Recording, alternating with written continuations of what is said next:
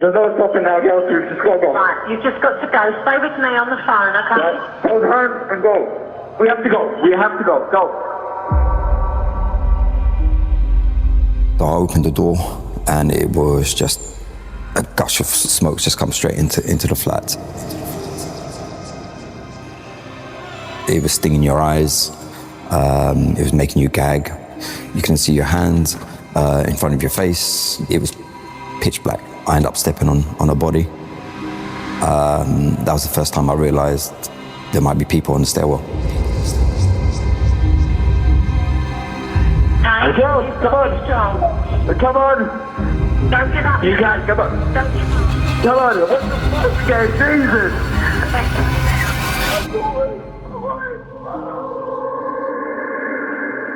There's a very serious fire going on. Crews continue to work hard at a tower block fire in North Kensington. Fire is from the second to top floor of the 27-storey building. Police say they were called at 1:16 this morning to reports of a large fire at a block of flats in the Lancaster West estate.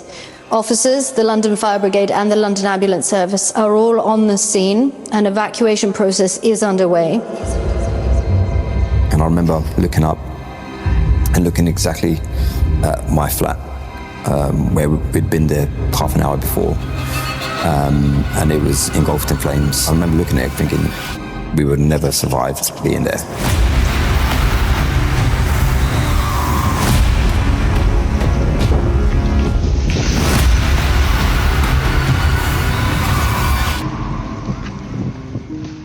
This wasn't just an accident. There was different companies, different organizations knew what they were doing, putting profit ahead of people's safeties. I want to see people behind bars.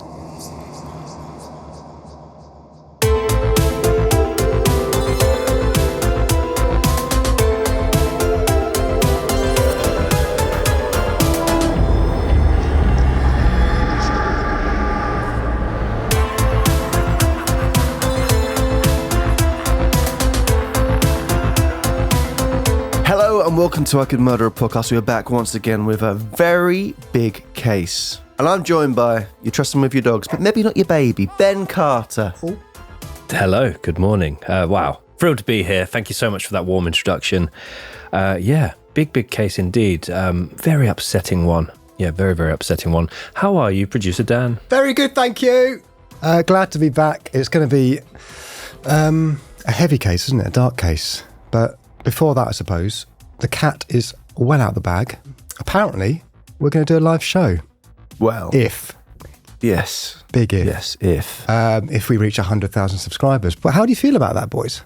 Now we've made that commitment. I like it.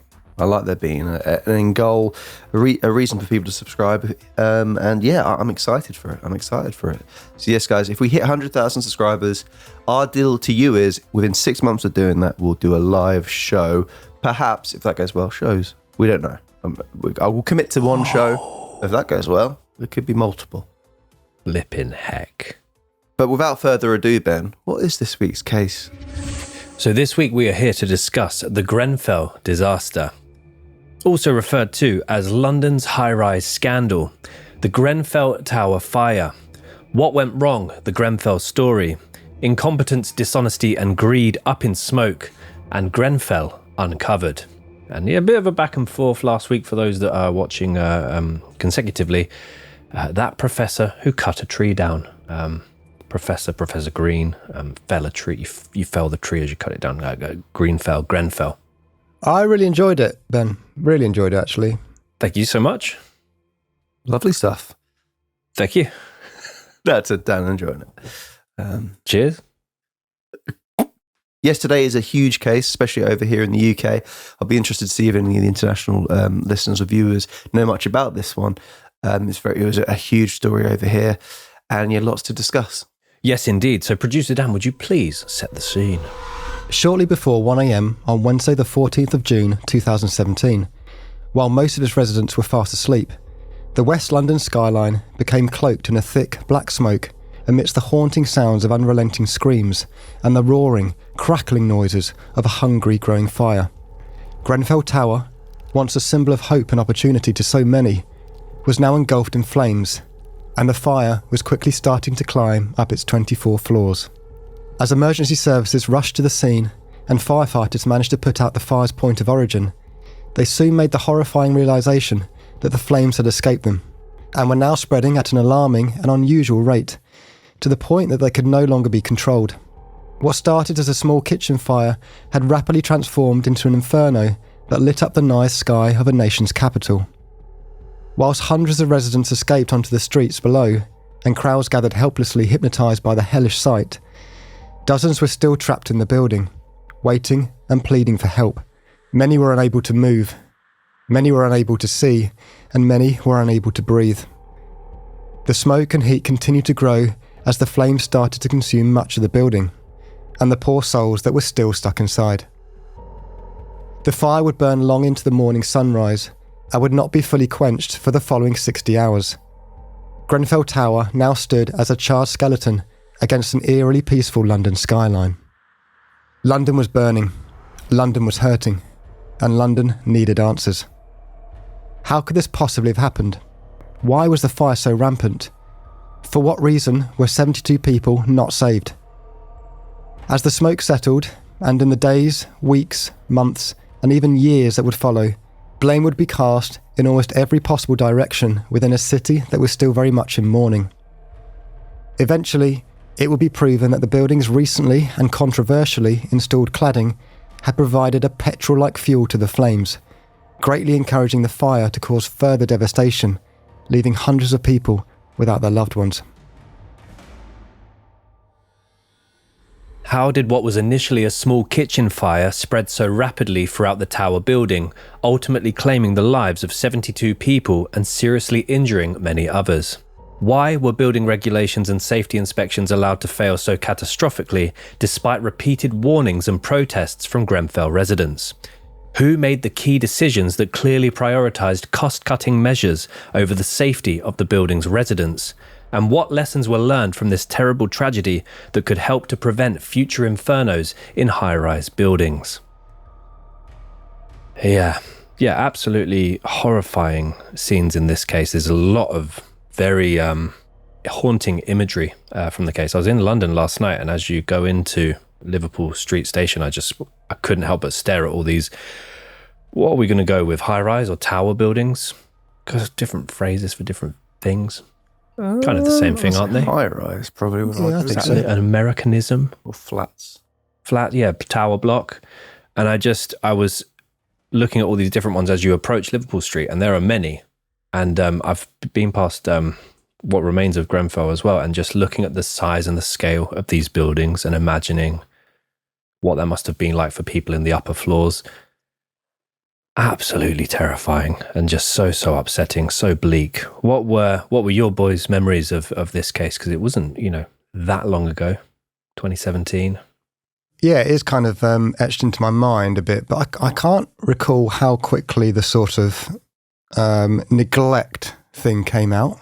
Obviously, we'll talk about that and how quickly that was thrown out there. But it is a case full of neglect and obviously prioritising cost cutting, which is just awful. And something else after this case was the amount of buildings that then they knew had this type of cladding on it, and the insurance side of things, and whose responsibility is it to change the cladding on this, all this stuff, especially with seeing what could possibly happen with this setup of the building.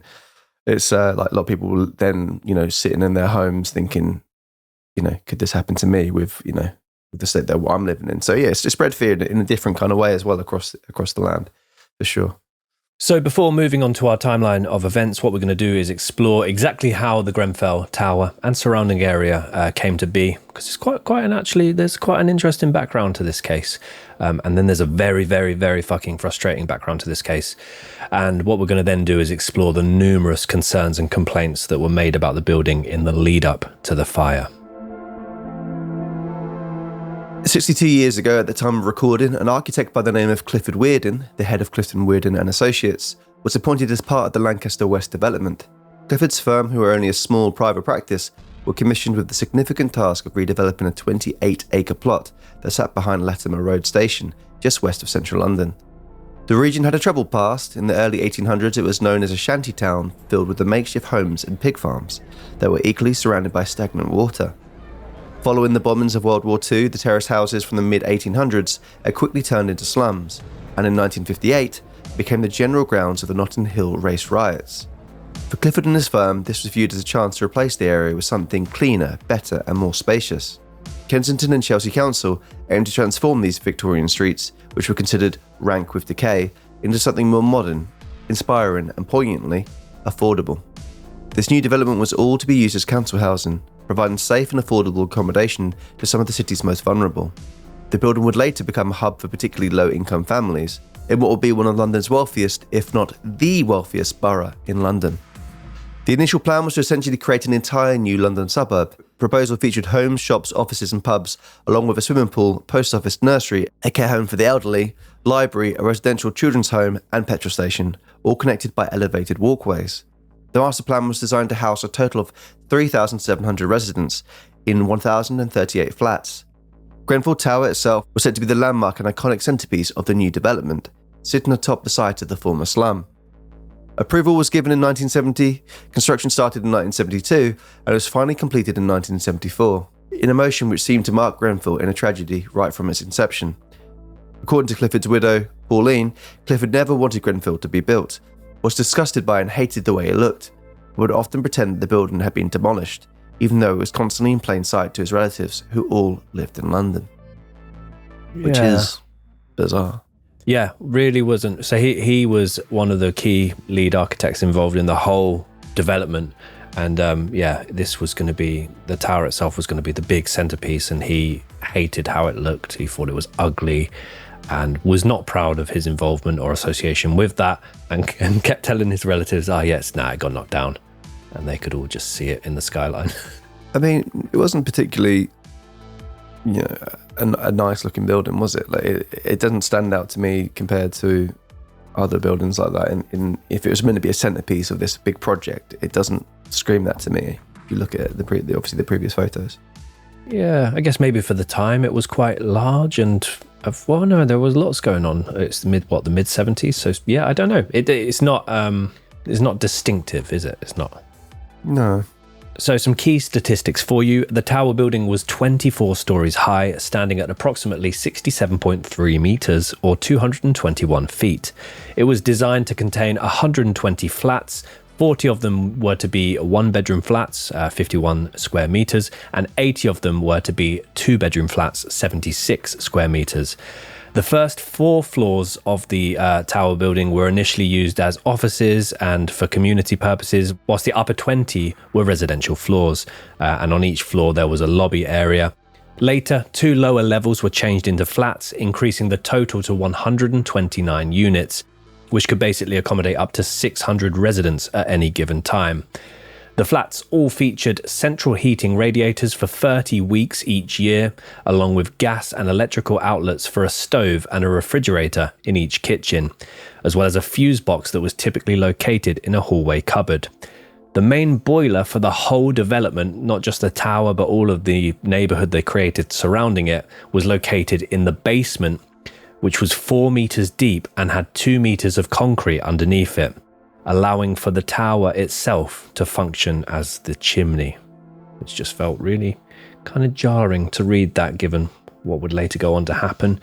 Architects working on the project stated that it was, quote, a world away from the housing the residents had come from, which basically implied that this was a huge upgrade to their living conditions. It was going to be, unique for its time, and it was going to provide a lot of housing for lower income and vulnerable individuals.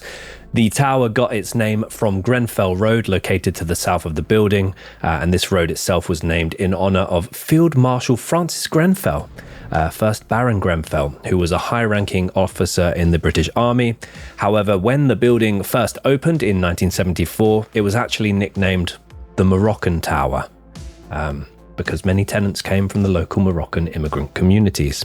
Even though Clifford Weirden worked on the project for more than 10 years and he didn't have a great amount of fondness for the Grenfell Tower, he only finished the tower and the finger block section of Phase 1 during this 10-year period. Other architects took over the remaining phases of the project with more standard designs, which is why it does kind of look quite generic compared to other high-rises. Many important features of the original master plan were dropped in later developments, such as walkways and higher density compact housing. And the second part, which is after Clifford handed over the reins, was supposed to have a shopping district built, but that never materialized and instead was simply turned into several outdoor sports fields. So it is, if you look at the kind of aerial plan, they had this huge complex that they were going to build, and they ended up just putting a load of sports fields over it instead. In 2016, another one of the lead architects, a man by the name of Nigel Whitbread, mentioned that the tower was designed with a particular focus on strength. And he referenced this after the Ronan Point disaster of 1968, which was a gas explosion and a partial collapse of a high-rise building. The photos of this look absolutely terrifying, which actually killed 4 people and injured 17 others. He boldly stated, "From what I can see, the building could last another 100 years. People do like to make bold statements about their creations, don't they? The unsinkable ship, the building that could last another 100 years. It's good to have confidence in your work, but realise that... The podcast that can't be cancelled? Well... Still time. I think it's just PR, isn't it? It's a good headline to be in the press and be in the papers, and it's something that's going to spread, isn't it, in that way? That's all it is, baby. Not long after Grenfell Tower was finished and its flats had become occupied, issues quickly started to appear. In a survey conducted among its residents less than 5 years after the first occupants moved in, 67% of them expressed satisfaction with living in Grenfell Tower, but many of them noted that they were, quote, only happy once inside the door, meaning that it was unpleasant to look at from the outside, and that, quote, you could die here and no one would notice. 85% of those surveyed found basic amenities like lifts, plumbing and lighting to be inadequate. 62% reported incidents of vandalism, with comments mentioning that the estate is too big and impersonal. The survey found that Grenfell Tower was the least satisfactory area within all the estate, with feedback stating that the stairs felt like a prison, lifts were smelly, rubbish was not collected, and the upper flats were unsafe for children. Not a good start. No. When you look at this, there's all these planning sketches that Clifford Weird and his team drew up, and when you look at what they wanted for this development and the area it was going in, it was basically going to rejuvenize the whole estate, and it seemed to just initially create a lot more problems than it solved. And it was very much, let's just put all these people from difficult backgrounds or lower class backgrounds, let's just put them all in this building, this complex, and it's very much almost an out of sight, out of mind approach to it, which is hideous. The issues did not stop there. In 1982, there was a significant cockroach infestation, which apparently impacted more than 500 residents. The local council were found guilty of negligence towards its maintenance workers after a large volume of asbestos was found within the tower. The neighbourhood became rife with petty crime, vandalism, burglaries, home robberies and assaults, which caused other amendments to the development, including the dividing internal walkways to the finger blocks of the tower so that each flat only had one point of entry. As a result of this, Grenfell's 2 means of entrance were now reduced to just 1. In quite a similar fashion to numerous other tower blocks or high-rise buildings in the UK at the time, Grenfell Tower was built with what is known as a stay-put policy in mind for fire emergencies. The stay-put concept was based on the belief that, if a fire started in one apartment, the thick walls and fire doors would keep the fire contained long enough for firefighters to manage it and contain the fire within 30 to 60 minutes. Only residents of the affected area were expected to leave the building itself. The building was constructed with the belief that a complete evacuation would never be needed. Shockingly, there was no central activated fire alarm system, and only one main staircase that could be used in an event of elevator failure. Unlike many other countries, UK laws do not mandate a second staircase. Perhaps as a testament to the stay-put policy, in the summer of 2010, a small fire occurred in the lobby within Grenfell Tower, but was quickly put out. Yeah, I had no idea about this stay-put policy. I'd never heard of it. And to me, if I'm in certainly one of the upper floors, I would not, no matter how well the building was built, I would not want to remain present. That would terrify me. Yeah, it's put a lot of faith in A, put a lot of faith in the building, B, put a lot of faith in the emergency services being there quickly. But yeah, the idea of only having one staircase as well, that seems risky within itself. Obviously, I get it if that many people rushing down one staircase would be dangerous within itself. But yeah, that feels sketchy to me. Yeah, and as Dan mentioned, they divided like internal walkways and the outside of the building as well. Like the approach to it was sort of, if you're trying to get into a stadium or something like that, when they kind of segregate stairways and things like that, it essentially looked like that when you look at the outside of Grenfell, so that people couldn't congregate, or there was only one clear entry and exit point, and so they also didn't have any listed fire exits. The only point of exit was a single central staircase, as we mentioned, which is the only escape route other than something else, which is quite awful. In 1996, Kensington and Chelsea Council created the Kensington and Chelsea Tenant Management Organisation, which we're definitely going to abbreviate to KCTMO, which that's still Save some time. Yeah. Or the KTMO. I think just KCTMO. Yeah. KTMO. Yeah, that'd be quicker to say. This group was essentially managing almost 10,000 council properties in the area and would support individuals with complaints, upkeep queries, etc., and also assist with the flow of tenants. Some tenants by this point had also purchased their flats within Grenfell Tower, with 14 of the flats being purchased under the right to buy policy. The KCTMO would have to deal with several complaints specifically relating to Grenfell Tower over the next 2 decades. Firstly, in 2005, the Grenfell Action Group maintained a blog that pointed out significant safety issues in the tower, criticising the council and the KCTMO for ignoring fire safety and building upkeep. Additionally, another report criticised the emergency lighting in the tower. 8 years later, in 2013, the group released a shocking fire risk assessment from 2012 that was conducted by, you guessed it, a KCTMO health and safety officer that noted several safety issues. One key example was the firefighting equipment within the tower had not been inspected for nearly 4 years, which that's insanity. Yeah. How often, this is a question I don't expect any of us to know off the top of our heads, but how often do the chemicals within a fire extinguisher expire or go out of date? I had to do this different types of extinguishers, aren't part of my job back in the old leisure centre days.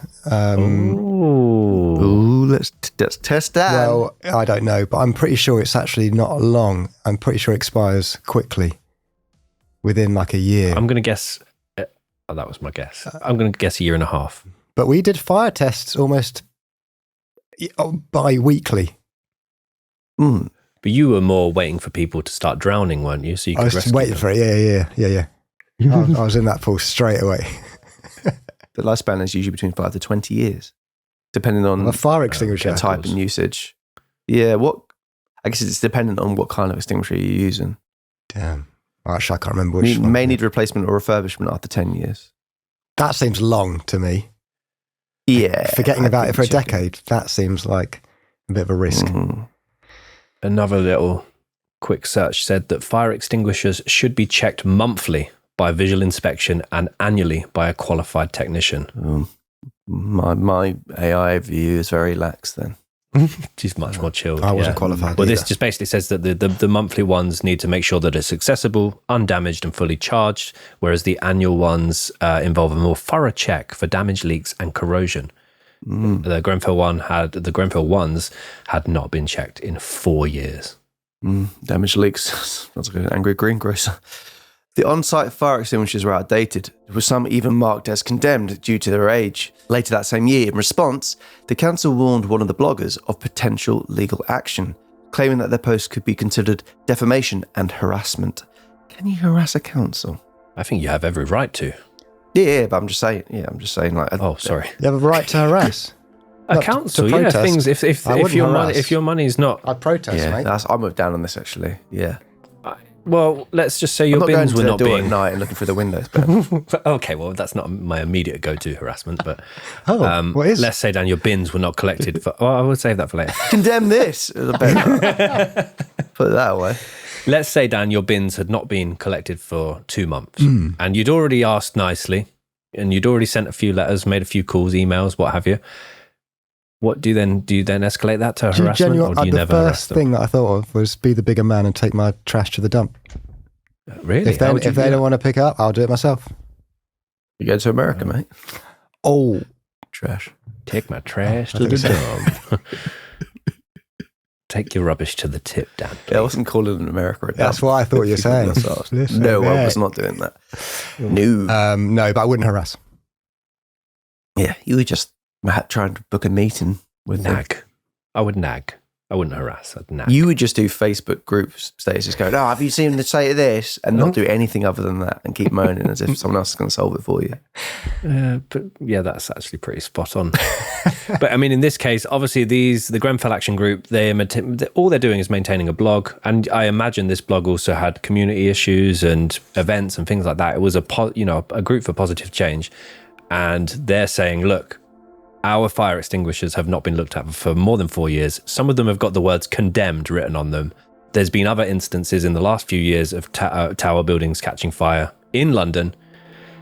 Please, can you help? Or please, can you do something about it? And they're getting, in response, instead of help and support, they're getting threatened with legal action for writing and maintaining this blog that's only stating facts. And I mean, this isn't even the worst of it. 2 women living in Grenfell Tower, Miriam El-Ghawari and Nadia Shalker, also face legal threats from the KCTMO after protesting for better fire safety in the building. Tragically, both of these women would later perish in the fire at the ages of 27 and 34, respectively. 3 years later, in 2016, amidst a great deal of pushback from the council and KCTMO, the Grenfell Action Group privately and publicly warned that individuals could become trapped inside the tower building in the event of a fire, highlighting that there was now only one way in and out of the building, along with the fact that many hallways had been cluttered with debris like old mattresses and rubbish bags. As well as this, Grenfell Action Group often made reference to the other tower block fires when discussing the dangers or potential dangers at Grenfell. And this included the 2009 Lakanal House fire, in which, during the afternoon of July 3rd, one 9th floor resident's faulty television set caught fire within flat 65. And this ultimately resulted in the deaths of 6 people and 20 others that were left seriously injured. And yeah, images of this particular case, as any are, they're absolutely harrowing. But this occurred during the daytime, and still emergency services had a great deal of difficulty rescuing people. Emergency exits were difficult to access. And in the aftermath of this, they basically said, the one thing we can be somewhat thankful for is that this happened during daytime and we had daylight to be able to see what was going on, where people were. They warned that if something like this happened, in the darkness, in nighttime, it could potentially lead to, hundreds of fatalities. So just like Grenfell, Lakanal House also followed a stay-put policy. And heartbreakingly, a 31-year-old fashion designer spent 40 minutes on the phone with 999 responders, who advised her to remain in her flat the entire time. By the end of the call, the responder could no longer hear her breathing. And she would obviously become one of the victims of this case. In the aftermath of the Lakanal House fire, due to the complexity of the evacuation, it was warned that should a situation like this occur in the dark, it would result in far more casualties and be a nightmarish ordeal for both the victims and rescue services. Amongst the victims of the Lakanal House fire were 2 young children and a baby. And the impact of this fire would go on to change some legislation and building regulations for high-rises or tower blocks in the area, after it was revealed that flammable products were used in the building of Lakanal House, which contributed to both the speed and the ferocity of the fire. Again, we're going to see something very similar to that shortly. This should have been enough for significant change and warning. It was deemed badly designed and not fit for purpose, descriptions which seem to echo over at Grenfell. Yeah, that stay-put policy is just, I don't know. I don't think I'll ever abide by that. No, it's, as I said, you put a lot of faith in a lot of elements you can't control. Yeah. When you do look at the images of that Lakanal House fire as well, it's very resemblant of Grenfell. You can see the style, the way the fire climbed. Obviously nowhere near the extent of Grenfell, but staying on the phone with someone for 40 minutes when they probably, during the early part of that conversation, had a good chance to get out of the building, to then hear their breathing stop on the call. Yeah. That doesn't make sense. I wonder if this is this still advised? I don't know if we talk about this more in terms of that stay put policy later, Ben. But in terms of, do emergency services now advise otherwise, or is it situation dependent? Because like Tom said, I kind of understand the policy if you've got 100% trust in your surroundings and the materials, but I don't think you can do that. Naturally, just you can't trust that. Well, you'd thought as well that they're very much aware of the kind of situation of the building with there only one staircase, etc. But then, yeah, it just feels, I don't know, as I said, there's a lot of trust. And like, London, like getting emergency services there to places is difficult with the little roads and how busy they are. And yeah, it just seems a bit it's very sketchy. It says that the policy is still in place for many high-rise buildings, but with some important caveats and considerations that were specifically amended following the Grenfell Tower fire. So I think it could also be building or situation dependent. Yeah. But it is, as you said, it's putting that trust in the building itself, the rescue workers, the fact that the fire might not spread. Yeah, it's a harrowing scenario to put yourself into. So, although we have discussed a fair amount of the negative elements so far, Grenfell Tower was also home to an extraordinary community that was built on warmth, resilience and togetherness. Families of all walks of life lived side by side within the tower, sharing food, laughter and traditions. Neighbours looked out for one another. Friendships spanned across generations, race and different cultures, and a strong sense of belonging made Grenfell more than just a building. It was home to hundreds. In its stairwells, courtyards and hallways, bonds were formed that went far beyond walls and floors, with residents helping one another in times of need and celebrating life's better moments together. In raising concerns and complaining about standards, residents were just trying to look out for their fellow man. Yeah, I watched a documentary that extensively interviewed a survivor who basically said at least 3/4 of the building he was friendly with, on good terms with. Everyone knew everyone. People had, dinners together. It was a great little community in there, and no one was complaining to be a complainer. People wanted a quality of life that was sufficient and safe, and the council and the KCTMO would essentially turning it around and saying, well, we've done this for you, we've done that for you. They're going to go on to now renovate parts of the building which weren't necessarily on their high lists of concerns. And it's just, it's heartbreaking to know that there was so many good people in this building and such a thriving community for them to just be almost forgotten about and just put away from society by these organizations. It just doesn't feel right. Despite repeatedly raising concerns and complaining about both the safety standards and upkeep of the building, many members of the Grenfell Action Group felt that they were getting nowhere with both the council and KCTMO, whom some members described as an evil, unprincipled mini-mafia who routinely ignored health and safety laws. A year prior to the fire in June 2016, an independent evaluator pointed out 40 significant fire safety issues at Grenfell Tower and suggested that action should be taken within weeks.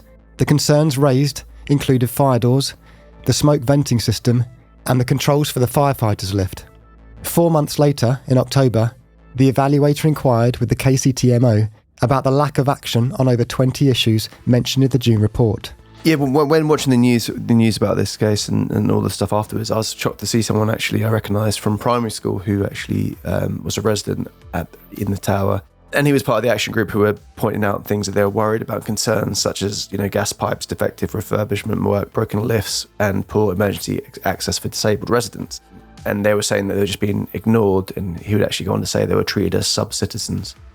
He luckily wasn't in the building when the fire happened, but his wife was, and luckily she did survive. But that really obviously just hit home. But he was, a big part of pointing out the things that were wrong with the building and all the concerns, which sadly would go on to be, very on the money when it came to it.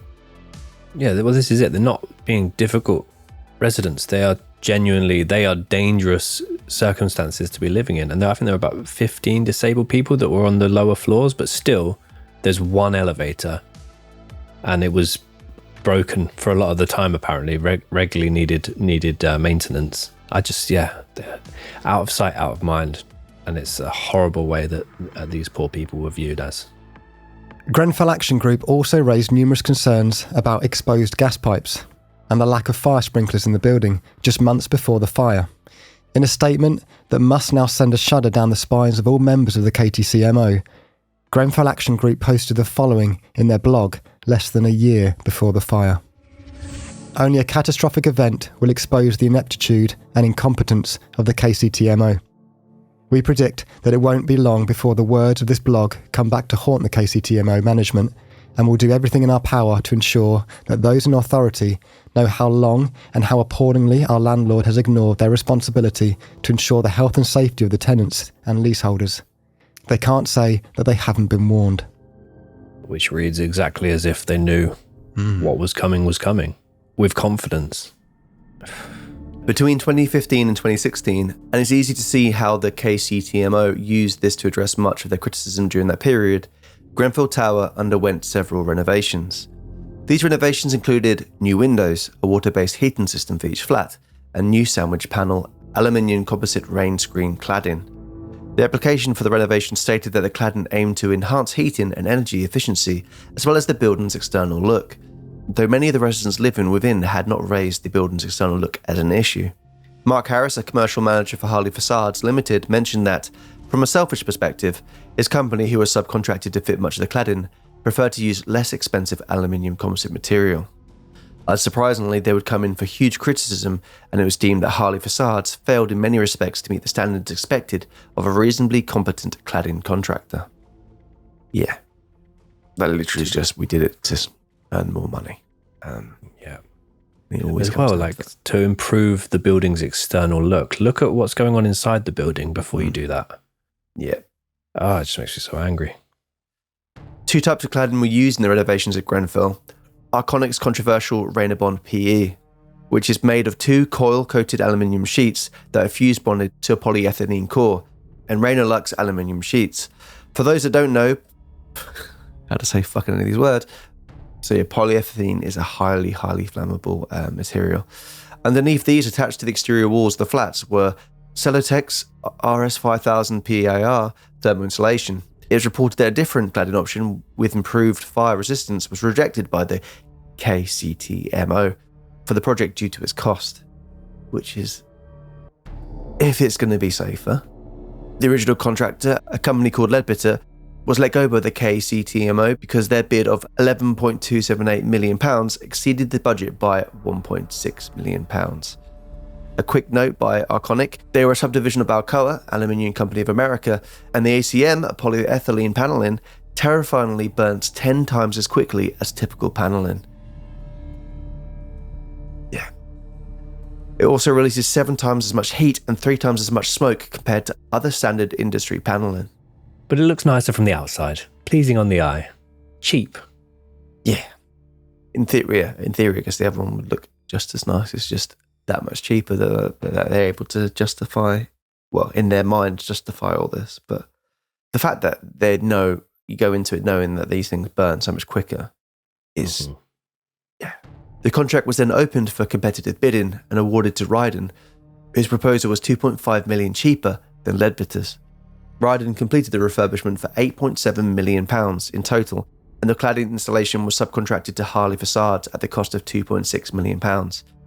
These expensive renovations were showcased by the KCTMO, with some members apparently informing Grenfell residents of how lucky they were to live in such a well-maintained, attractive-looking tower building. Similar contracts were ready to be offered and similar works were scheduled to be repaired on 4 other tower buildings in the same London borough. But one night in June of 2017 would change all of that forever. And it's here that we move to the timeline of the Grenfell disaster. Wednesday, June 14th, 2017, 54 minutes past midnight, Grenfell Tower building. Whilst many residents in Grenfell Tower were either fast asleep, returning from work, or simply relaxing in their flats, Behelu Kabid, a man living in flat number 16, which was on the 4th floor of the building, woke up to sounds of a smoke alarm and saw a thick smoke coming from his kitchen. Soon, flames began to appear, and in a panic, he alerted his housemates and neighbours of a fire coming from his hot point fridge freezer in the corner of his kitchen. He then made his way to the ground floor of the building whilst calling 999.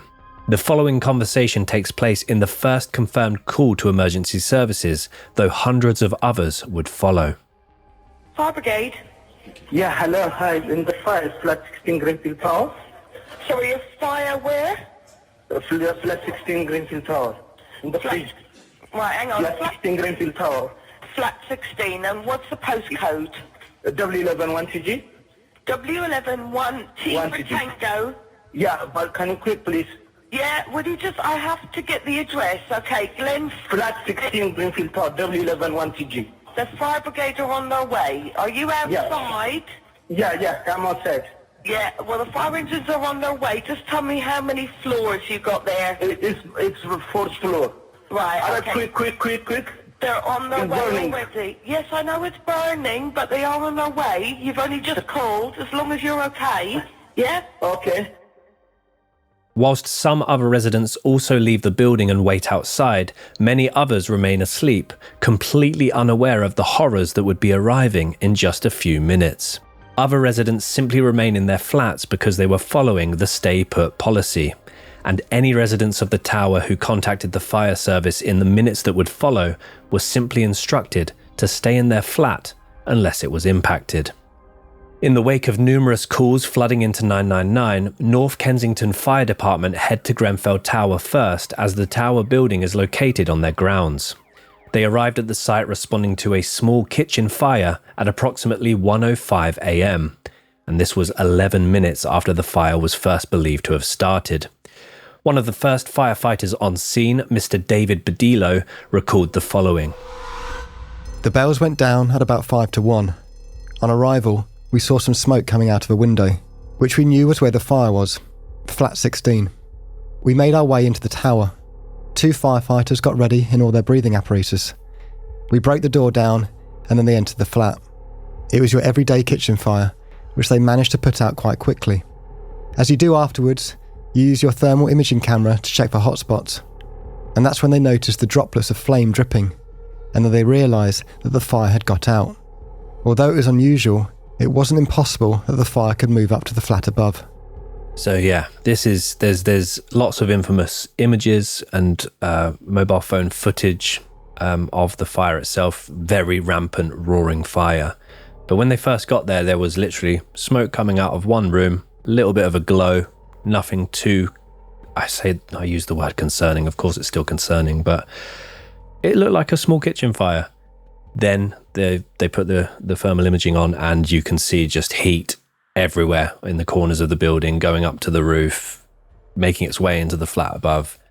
How quickly the next few things happen. If you imagine you're asleep in this situation, even if you're awake, and you have to follow this stay put policy. Obviously, none of them knew about the potential flammability, if that's even a word, of the cladding. I don't feel like that's a word, but they didn't know of the dangers the cladding had imposed on them. Didn't know how flammable the cladding was?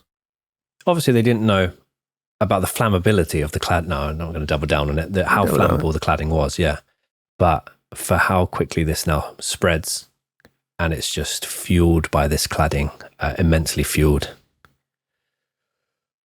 It's absolutely grim. Have you seen those videos of a dried Christmas tree going up in flames? No. It's.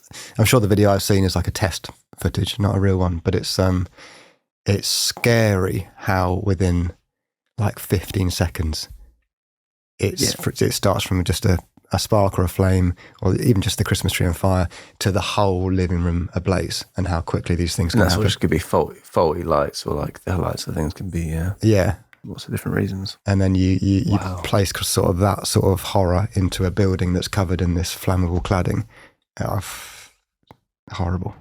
So as he was preparing a secondary team to head to the floor above flat 16, firefighter Badillo was approached by a young Grenfell resident by the name of Melanie Urbano. She explained that her little sister, Jessica Urbano, who was just a few weeks away from her 13th birthday, was stuck up on the 20th floor in flat 176.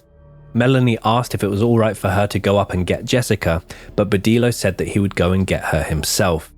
He entered the elevator and pressed the button for the 20th floor. However, the elevator suddenly pinged at the 15th floor.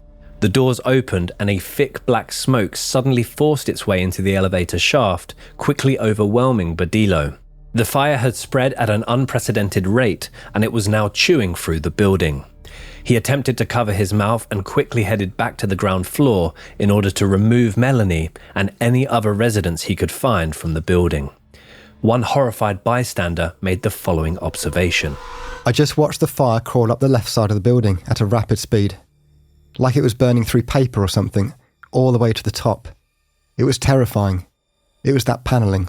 The new panelling was what the fire chewed through all the way up like paper in a flash. One other person called 999 to report the following. It seems to be there's bits of the building falling off now. I've never seen nothing like this. It's like we're having our own 9/11. 1:15 a.m. to 1:30 a.m. Over mere minutes, what started as a small kitchen fire had rapidly converted the Grenfell Tower building into a 24-storey flaming torch. Because the fire doors were not closing and sealing correctly, smoke started to spread from the affected apartments into the lobbies. Quickly, additional resources were called upon and rescue services flocked to the scene. As additional emergency services arrived, so chaotic was the scene that they had to communicate with one another via loudspeaker. Arriving police started to try and cordon off the surrounding streets in order to prevent further chaos and also save locals from falling, flaming debris, whilst dozens of other residents continued to flee from the building.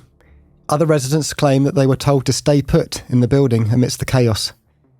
One bystander stated the following.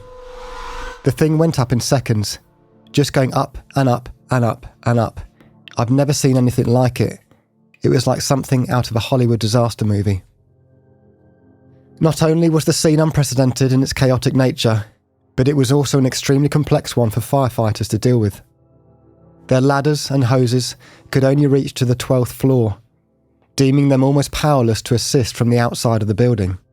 As well as this, as we mentioned earlier, there was only one staircase in the building. Whilst firefighters were risking their lives trying to get up with hoses, people from within were also desperately trying to get down to escape. All the while, the scene was full of smoke and incredible heat. Within 20 minutes, the whole building was ablaze. By 1:18 a.m, 34 of 293 Grenfell residents had managed to escape. The most active period of evacuations occurred over the next 20 minutes, during which time 110 residents got out, with several being woken up by their smoke alarms as smoke filled their apartments. Because of Ramadan, many Muslim residents who were observing the fast were awake for their pre-dawn meal, allowing them to notify their neighbours. Later testing would reveal that after less than 2 minutes, the aluminium panel and buckles under the immense heat and the polyethylene insulation become significant fuel for the fire. This causes flames to surround the entire building, with many parts becoming far too hot to enter. The cheaper cladding would later be likened to sticking a petrol tank to the outside of a building. In well-ventilated areas, temperatures were estimated to be around as high as a staggering 1,000 degrees Celsius. Which you can't even comprehend. While in closed flats, temperatures could reach as high as 800 degrees Celsius. Flames spread through the entire structure, creating an inferno that was impossible for rescue workers to deal with. For those that had slept through the first few minutes of the fire, many were now trapped, or overwhelmed by the smoke and heat. Multiple eyewitnesses reported hearing screams for help from parents with small children or babies. Many people also seen shining their phones for visibility. One resident recalled, I wasn't woken up by the fire alarms at all, you know. They were very quiet. I woke up to the smell of burning plastic. I checked all my plugs. I couldn't find anything. I looked outside and there were flames licking the building. I grabbed my girlfriend and got out of there. There were people banging the windows and asking for help. People were crying. Children with flashlights asking for help. It was terrible. Whilst all of this was happening, large groans, pops, cracks and bangs were heard emanating from the building structure. Many firefighters and locals became convinced that the building was going to collapse at any point. The firefighters continued to run into the building on foot to try and save as many lives as possible, climbing multiple stories of the building on foot to rescue those in need. Some firefighters were seen gathering their energy with haunted looks on their faces. Many of them experienced temperatures so hot that they had to crawl through the lobbies on their bellies.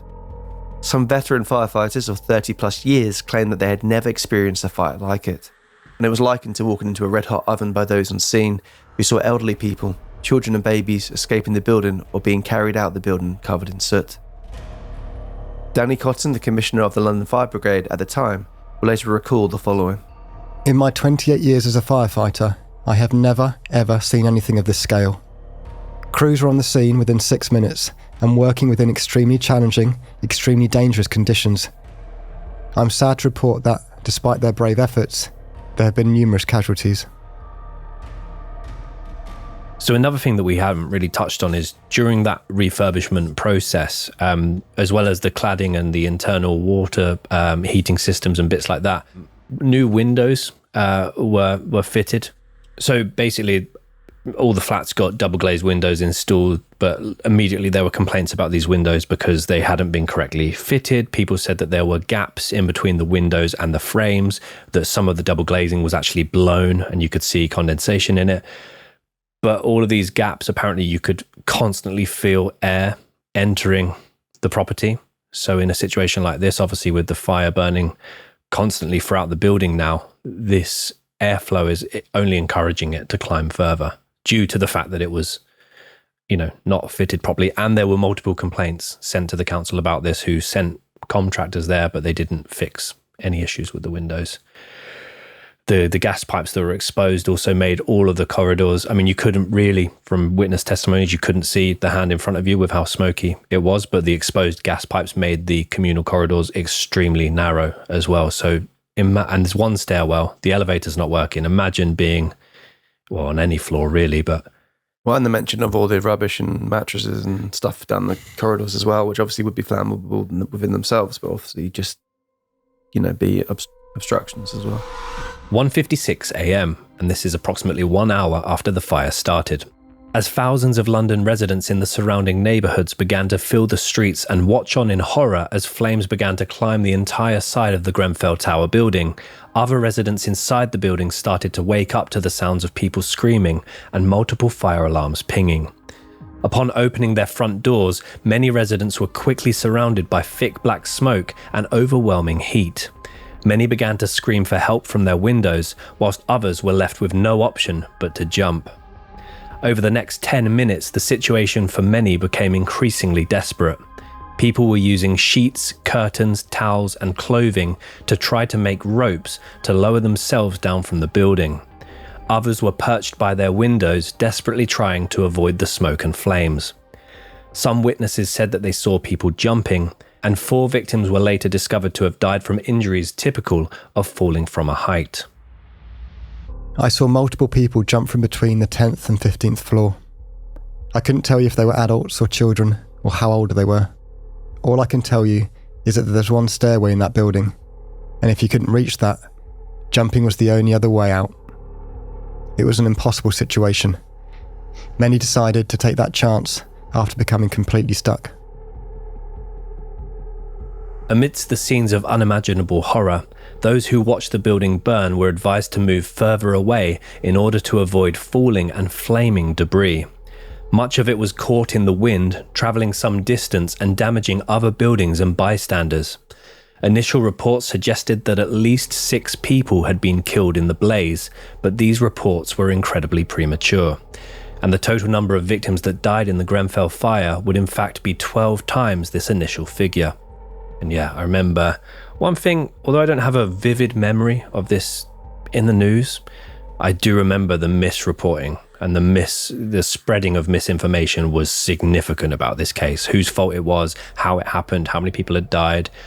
I mean, there are initially theories that it was an intentional fire and it was a terrorist attack, and a certain people were blamed to be responsible for it. There was so much immediate, like, knee-jerk reporting on this case is the one thing that I remember vividly. Many of the victims who tragically passed were last seen waving for help from their windows. Others seemed to vanish entirely into the flames. As the sun started to rise and dawn approached 4 hours after the first 999 call, the fire was still spreading and rescue teams were working themselves into the ground, trying to save the last few people they believed to still be stuck. The final individual to flee the flames that consumed Grenfell Tower would later share that he was on the verge of ending his own life just before being saved. Blind retiree Elpidio Bonifacio prepared for the worst at just before 8 a.m. that morning, by which time the fire had been burning for 7 hours. Amazingly, rescue services were able to save him from the building. In the fire, despite initial reports to the contrary, the overall death toll reached a total of 72 people, including those of 2 victims who later died in hospital. This figure included 18 children and 1 unborn baby, who later passed away in hospital due to complications from the fire. The youngest victim was just 6 months old. Jessica Urbano Ramirez, who we mentioned earlier, her older sister was looking for her, also lost her life in the fire, and she was just weeks away from turning 13. One survivor lost 5 members of their family in the blaze. More than 70 others were seriously injured, and 223 people escaped what was soon confirmed as the UK's biggest loss of life in a fire since the Second World War. And yeah, just another really upsetting note. Since pets were permitted in the building, it's also very likely that some animals also perished in the fire. We know that pets were allowed in the building because multiple survivors handed over their dogs and cats to local shelters, hoping that shelters could care for their animals until the survivors found new homes and rebuilt their lives. And I mean, we've only mentioned the stories of a handful of survivors in this case so far. Obviously, there were 223 people that were able to escape, and they all have stories. Many of them have survivor's guilt. The scale of the disaster as well. I think we touched on this in our 9/11 episode. The amount of New Yorkers who knew someone who was directly or indirectly impacted by that day. It was a very, similar case across London here. It impacted the entire city, the entire country were completely shocked, not just by what happened, but how it happened. Yeah, outrage as well. I mean, with 9/11, I guess, everyone put the hatred on the men that did it and the regime that did it. And this regime is, who put the panel in there that would go on to do this and create this. And, that's the people housing the people. So the outrage, after all the false information, and when it finally was kind of discovered what exactly was the kind of key factors here. And like you said, Ben, like I mentioned earlier, like I know someone who, was living there at the time, and that's just 3 of us who living, So yeah, definitely, it's one of those which would have touched so many people's lives and affected people's lives, and yeah, just still the ripples from this effect is still affecting many people's lives. Yeah, absolutely. And I mean, we're very aware this is a huge case with so much detail and information out there, multiple inquiries, lawsuits, civil suits.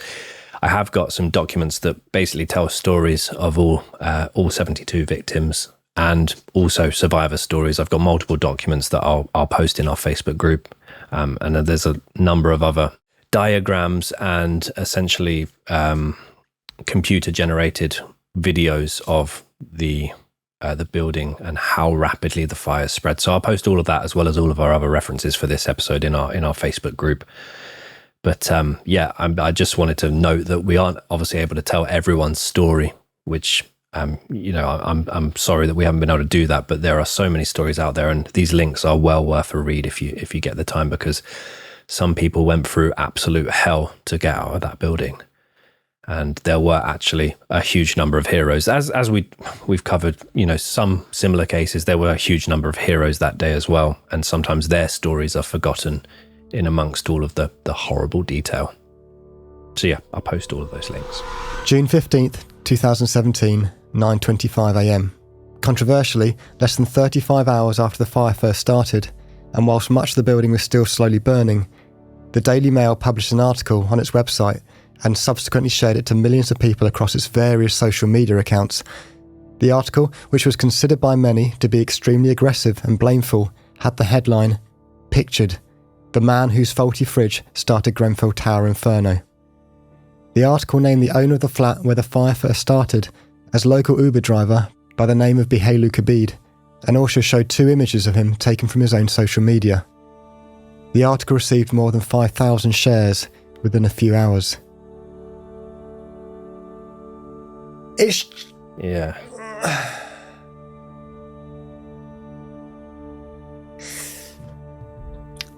I mean, we know this, but it's just how scummy do you need to be to get some clicks and to spread hate and to divide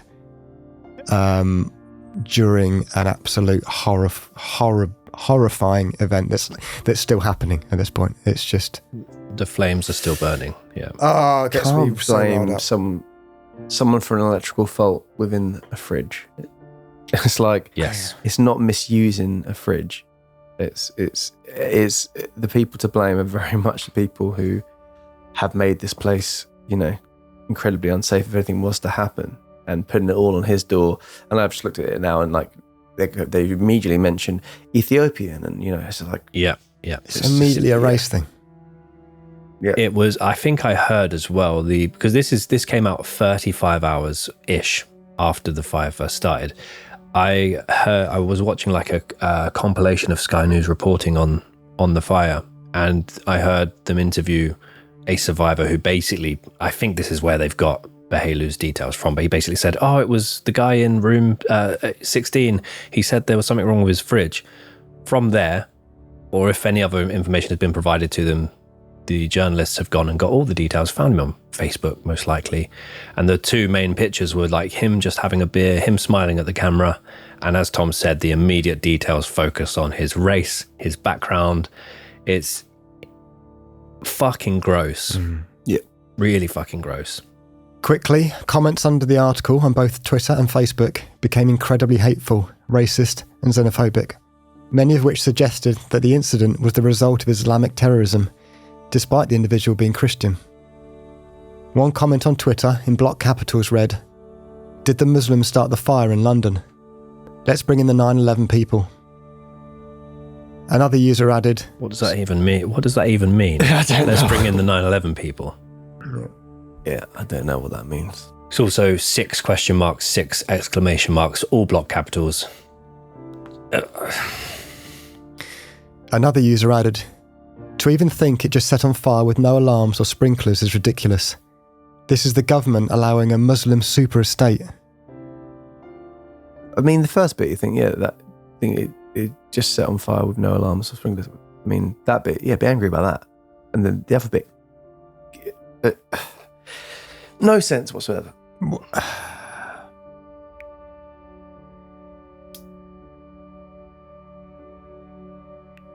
Sorry.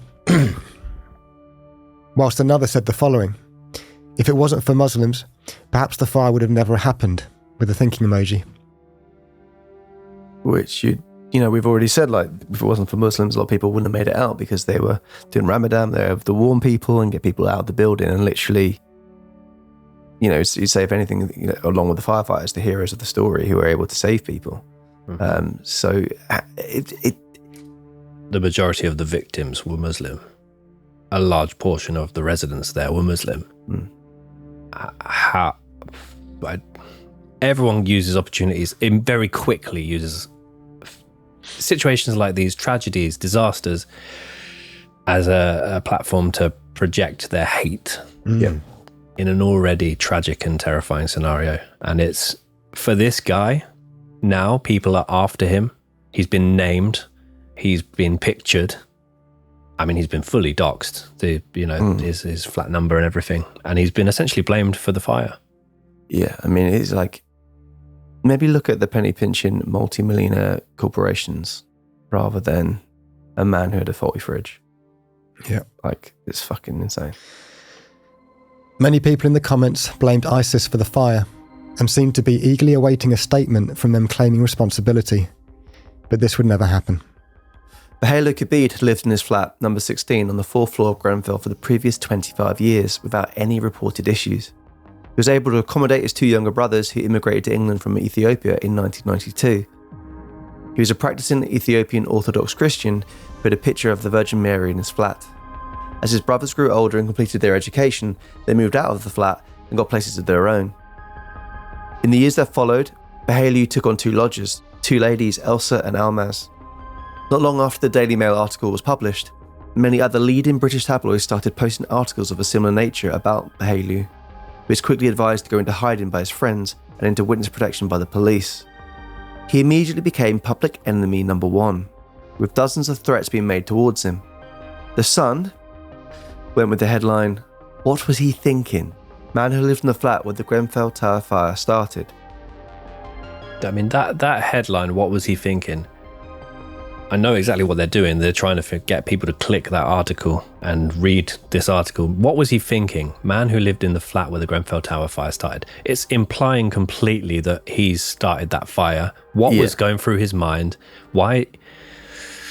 Oh, I can see Dan's upset, but I'm getting angry.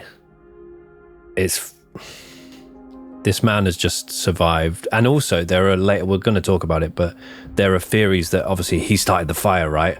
So there were theories of him leaving the building with multiple suitcases. There's fucking CCTV of him running out on bare foot, calling police and ushering them, get here quickly, quickly, quickly. He can see the fire spreading, and even the call handler is, all right, it's coming. You've just told me now it's coming. And as we mentioned, though, like with his quick reactions beforehand, if this was, cladded properly and had all the other safety features, that it was relatively straightforward to put the fire out, and it would have been done. It was literally the oversight, one of those, of the people because they're shitty way they've done the building is exactly what the cause was. Whilst the Mirror went with Grenfell Tower resident whose exploding fridge started deadly blaze identified as taxi driver dad. What's the relevance of what his job is, and exploding fridge is just completely it's all just fucking ridiculous. So as Ben mentioned, there's a lot of theories about him leaving the building with suitcases, but that was quickly put to rest, where many other conspiracy theories were immediately shared regarding his criminal background, religion and ethnicity. The fire would not be completely stopped until 60 hours after it started, with much of the building still very much intact, if incredibly charred. Much of the fire was actually burning in between the brick and the timber of the building, with cladding and insulation smouldering between the materials. A reporter from a Sky News helicopter reported the building as now looking like a blackened, smouldering shell that stood hauntingly watching over the city. While the cladding material, window frames and contents of the flats inside were destroyed by the flames, the building itself is made of fire-resistant reinforced concrete and therefore did not collapse. Yeah, the images of the immediate aftermath of the fire, haunting is the right word. I've never seen anything like that apart from in war zones, things like that. It's very, very scary. As news of the disaster started to spread, food, medical and financial donations started to pour in from all over the country from people of all races, classes and creeds. In the immediate aftermath of the Grenfell Tower fire, an overwhelming outpouring of love and support flooded in from across London and beyond. Strangers donated clothes, food and shelter, and vigils lit up the streets as communities united in grief and solidarity. The generosity of spirit was immense, with people opening their homes and their hearts to survivors who had lost everything in the blaze. However, beneath this wave of compassion and unity, a deep and growing anger began to take hold, as more and more revelations and survivor testimonies came to light. Anger at the years of ignored warnings, at the unsafe conditions that allowed such a tragedy to happen, and at the institutions that failed to protect Grenfell's residents. This grief quickly transformed into determination, as survivors and supporters demanded accountability and justice to those responsible for such a staggering and preventable loss of life. Yeah, this is so obviously to the outside at the time, unless you lived in that building or were in, within that community, you had no idea of the background that we obviously started the episode with, and all the complaints that were raised, concerns that were raised, repeatedly ignored. And this all now comes to light, and the Grenfell Action Group's blog goes viral, and the entire country become incredibly angry. And obviously, those people that had spent 48 hours or so absolutely condemning Behalu and threatening his life online were then made aware of obviously this highly flammable cladding that should not have been installed on the building. A few weeks after the fire, the first conviction was made. A man by the name of Omega Mkwambo had strangely decided to share photos of a Grenfell victim on his social media and received a 12-week jail sentence as a result. In the weeks and months that came after, Eden Care and the local Hajji Taslim funeral directors were essential, carrying out the Islamic funeral rites and burials for the 42 Muslims who were part of the 72 confirmed dead from the fire. The typical compensation for survivors of Grenfell Tower, their bereaved family members and local residents was around £166,000 for each person. This settlement involved 900 people and amounted to £150 million, as reported by The Telegraph. So although this would be a legal battle that would go on for years, there were ranging disputes around what compensation survivors of the Grenfell Tower fire would receive for their bereaved family members as well. Initial reports was that local residents and survivors got around $166,000 for each person, and this included obviously people that were in the community surrounding the tower as well. Eventually it would escalate to involving 900 people, and the total compensation, currently the most recent figure we have, has been a payout of up to £150 million, and this figure was reported by the Telegraph. Again, some reports have stated that this figure was argued and has been lower or is slightly higher. And there was a great deal of outrage because some families of survivors, or some families that also lost loved ones in the fire, raised concerns because they felt that the compensation given to firefighters who were incredibly brave in battling the fire received £175,000 each. And this was according to Politics UK. So there's a lot of argument online about basically what compensation has been or will be paid out to survivors and people that lost family members. There's a great extra bit of detail in there. So again, I'll post all of the extra links and references in our Facebook group. Yeah, I think just want to highlight obviously that the families are more outraged that their compensation was less than. It wasn't the case that they didn't feel the firefighters were due the money or anything like that. It's just a case of just again to show that they feel like they were put in that building as subhumans, treated without respect, treated with their safety wasn't even a concern. Now they're not even after the fact still being treated with a lack of respect that they definitely deserve. In the aftermath of the Grenfell Tower fire, the nation demanded answers, and the spotlight turned sharply onto those responsible for the building's safety. Survivors and bereaved families voiced fierce criticism of the local council, the government, and the companies involved in the tower's refurbishment, accusing them of ignoring repeated warnings and putting cost-cutting above human lives. A public inquiry was launched, uncovering shocking evidence of negligence, substandard materials, and systematic failures at every level. Whilst police opened one of the largest criminal investigations in UK history, examining potential charges of corporate manslaughter, fraud, and health and safety violations.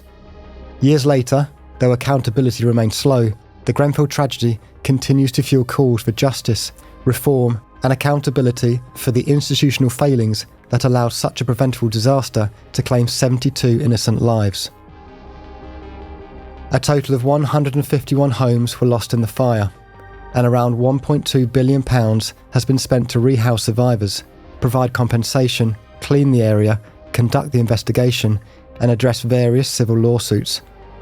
So far, no one has been charged in connection with the Grenfell Tower fire, but the Crown Prosecution Service is anticipated to reveal possible charges by the end of 2026.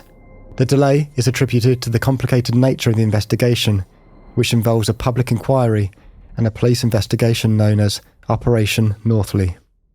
So at the time of recording, Building Safety Minister Alex Norris stated that 200 out of the 201 households from Grenfell Tower and Grenfell Walk have been permanently relocated. There's an individual by the name of Mr. Claude Whirl, who was a high-up executive for the company Arconic. And there are lots of, we haven't even really touched on this email trail that was exposed, where one of his responses to saying that this cladding was sold in the UK or distributed in the UK, one of his responses was literally, oops, which is it's just insane. He currently hasn't faced any kind of criminal charges or any kind of lawsuits, and he has now ironically become a volunteer firefighter. Well, he did that at the time, and he was a background volunteer firefighter, but now that's what he does permanently. So in terms of the current state of the Grenfell Tower building, it was actually left unexposed as an investigation went on for many months after the fire, before eventually it was covered in a white tarp, and a signage was added at the top which states Grenfell forever in our hearts, and it's in green.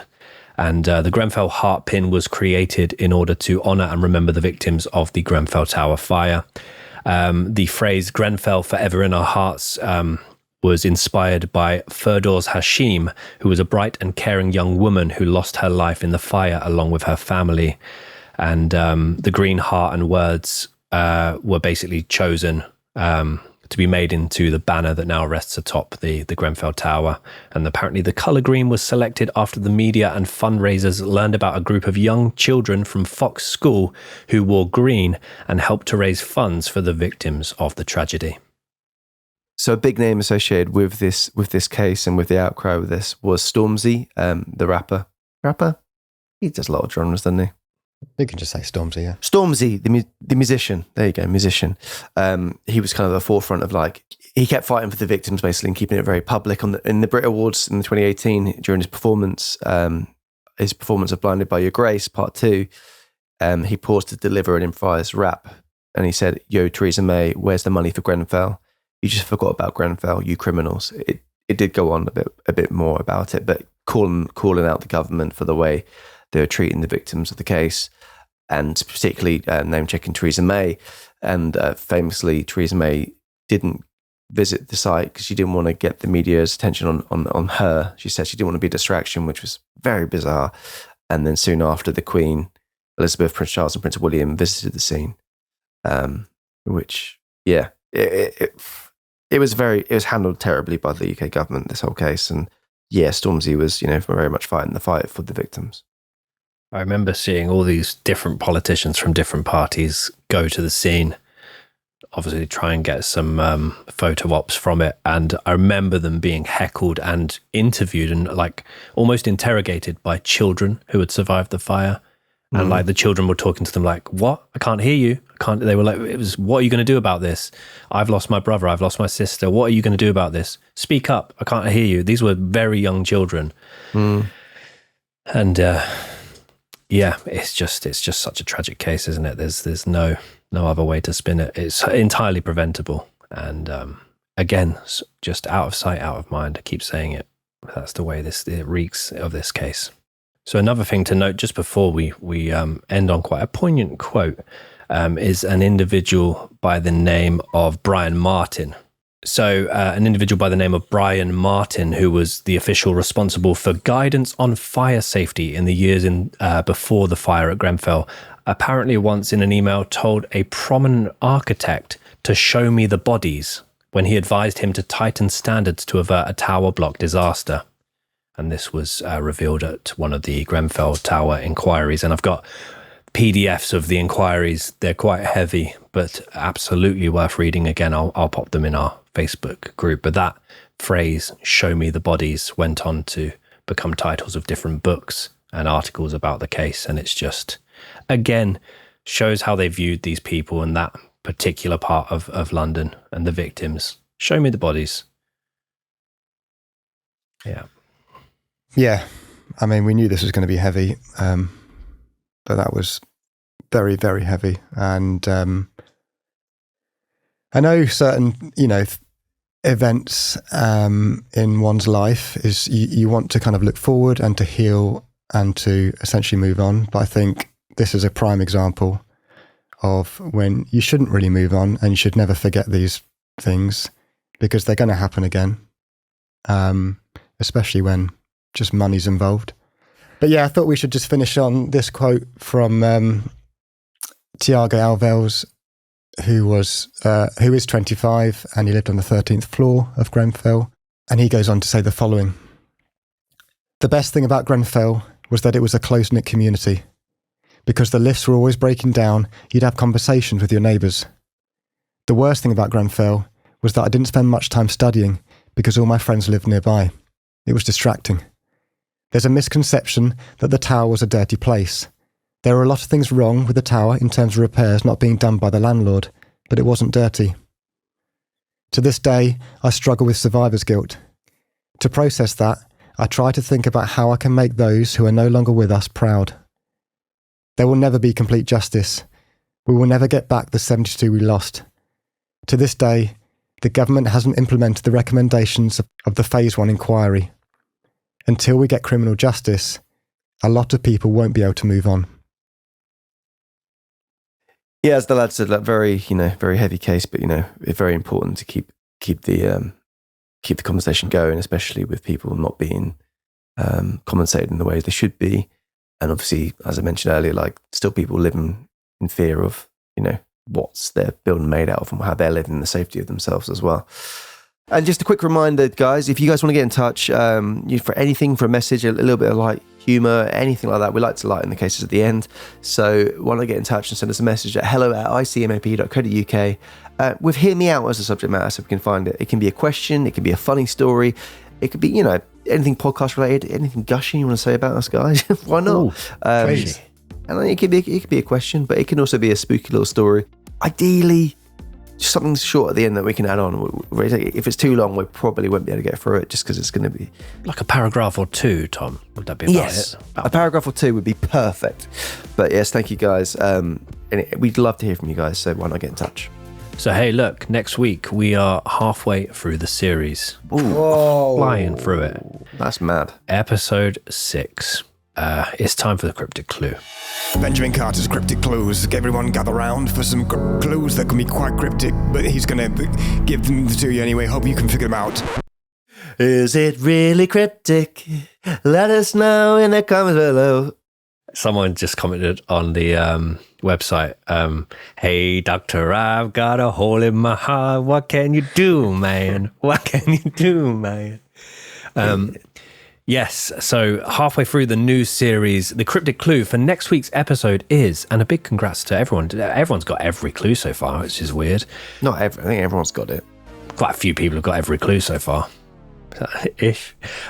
Core, Daniel Bedingfield's sister is a bit strong. Core, Daniel Bedingfield's sister is a bit strong.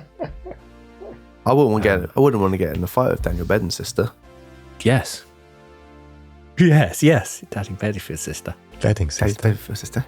Yes. But yeah, fascinating case just around the corner. If you just can't wait until next week's episode, at the time of recording, we have 220 or so exclusive episodes, bonus episodes, over at icmap.co.uk. You can also access them via Apple Podcasts or Spotify, and we do case requests on there. We've got a haunting one going live this weekend about the Sligo Man, the strange case of the Sligo Man. But we do new episodes every single week over there, loads of other perks, merch, discount, Discord, live streams every month, loads of good stuff, early access if you want it. Why not go over and have a look at the website? And do you know what's crazy, Ben, is that if you head over to icmap.co.uk, you can actually sign up for free and gain access to every single Minnesota bonus content and anything you like for free for 7 days. So do it, sign up, have a little rummage, and let us know what you think. That's mad. That is stupid from us. That's too good to be true. Yeah, it's pretty bad, isn't it? Also, if you sat there for a whole week solid, you probably could do every episode. Some people have done it. They keep messaging us to say, yeah, I'm out of Well, stuff let's make now. it a challenge. 200 episodes. Sign up, get that week free, binge the entire back catalogue, and let us know. Torture. Oh, the Crumbles Part 2. Fuck off. But also, just a quick reminder of what Dan said at the beginning of the episode. We are on the road to 100,000. That is, we're hungry for it now. We want to get to 100,000. So if you haven't already subscribed, please do subscribe. And also Spotify and anywhere else you listen to us. A follow or review does help us. But subscribe over here on YouTube. And if we hit 100,000, we are going to do a live show, brackets perhaps shows, within the 6 months of us hitting that. So join the cult and subscribe. Insanity. The stage show. Or maybe a pub. That just sounds like we're going to whisper things awkwardly in a pub. It's going to be a stage. We're live. Yeah. With lights Proper and show, sounds. Yeah. I'll have a soundboard. Nice. Ooh, that's, yeah. Dun, dun, dun, dun. Oh. Sorry, bro. I was expecting Diddy. I didn't have that queued up.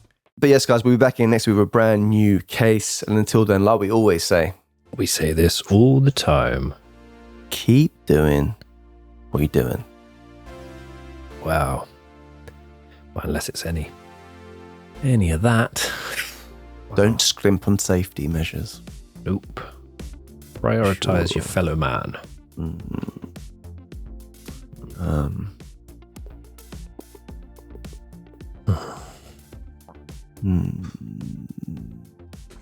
Again. Buy him. God. Gonna annoy the misophonia people, innit? Christ, he's eating pineapple cubes again. Oh dear. We need a light one, don't we? Can't Yeah, just Dan. be don't scrimp on safety measures. Don't. Oh. There we go. God. If you're going to have a... No. I'm just going to refer to the KCTMO. It's been too yeah. long. Oh God. No, that's If you got dogs, don't forget to learn how to mute your microphones. Well, yeah, take them out for a walk before you start filming. So I said the W word. Wanker. That's a wanker. No, sure. I can do it. See you later. See you later, guys. See you a bit. No one in their life is prepared for something like this, but if I was in a position, and I know of course it's hard to say that, I, as a human, will go to the extent to support people, even if it's out of hours, even if I'm calling people. You guys have not done that. You guys have not done that. And I just want you to tell me, my question is from this day onwards, what are you, as a council, going to do to ensure that the survivors from Grenfell, the people that had to sit on Lafton Road and watch people fall and jump and cry and lose their family, what are you going to do to support and ensure that we can have trust in you? What are you going to do to support us? What are you going to do?